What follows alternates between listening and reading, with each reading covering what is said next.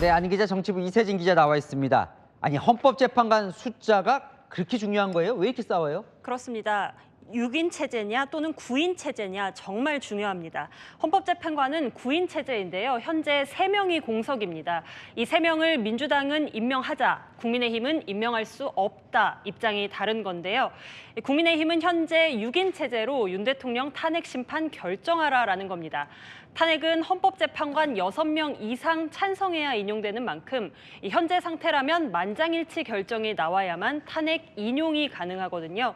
그러다 보니 국민의힘 6인 체제에선 기각 가능성에 기대를 걸어보는 겁니다. 자, 반면 민주당은 그러면 9명이 다 돼야 유리하다는 거죠. 네, 그렇습니다. 왜냐면요. 추가되는 3명 중 2명은 민주당이 추천한 재판관이거든요. 또 9명이 되면 3명이 탄핵을 반대한다고 해도 인용 결정이 나니까요. 탄핵 가능성이 높아진다는 거죠. 근데 싸우는 건 그러니까 결국 대통령 권한대행이 이 헌법재판관 3명을 임명할 수 있냐인데 그 여야 입장이 완전히 달라요. 네, 정리해보면 국민의힘은 권한대행이 임명을 못한다.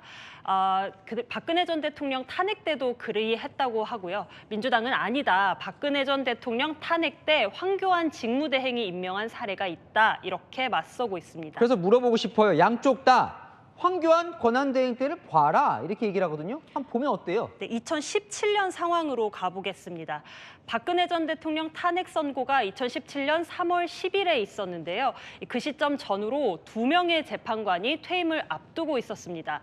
한 명은 대통령이 추천하는 재판관, 다른 한 명은 대법원장이 추천하는 재판관이었는데요.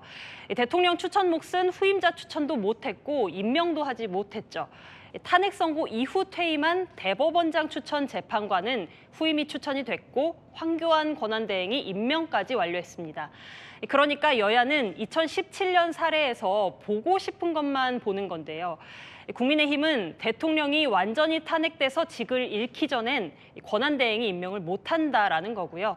민주당은 대법원장 추천 몫은 임명하지 않았냐. 이번엔 국회 몫이니 임명도 가능하다. 이렇게 반박하는 거죠. 이게 법에 딱 떨어지게 규정이 안 돼 있다 보니까 이런 해석들이 나오는 건데 헌법재판소는 뭐라 그래요? 네, 헌법재판소는 원칙상 임명할 수 있다고 합니다. 황교안 권한대행 때 임명한 사례가 있다고 했고요. 국회에 나온 김정원 헌재 사무처장도 대통령 권한대행이 재판관에 대한 임명권을 행사할 수 있다고 본다고 말했습니다. 근데 엄밀히 말하면 선택은 헌법재판소가 하는 게 아니라 한덕수 권한대행이 하는 거거든요. 어떤 선택을 할까요? 네, 국회에서 다수당인 민주당이요. 이 헌법재판관에 대한 청문회를 단독으로 열어서 본회의까지 통과시킨다면 현실적으로 여당으로서는 막을 방법은 없습니다. 결국 한덕수 대통령 권한대행이 여야 압박 중에 누구 손을 들어줄지가 주목되는 건데요. 앞으로 거부권 행사 여부도 그렇고요. 대통령 권한대행의 직무 범위에 대한 논란이 계속될 것으로 보입니다. 잘 들었습니다. 안희 기자, 이세진 기자와 살펴봤습니다.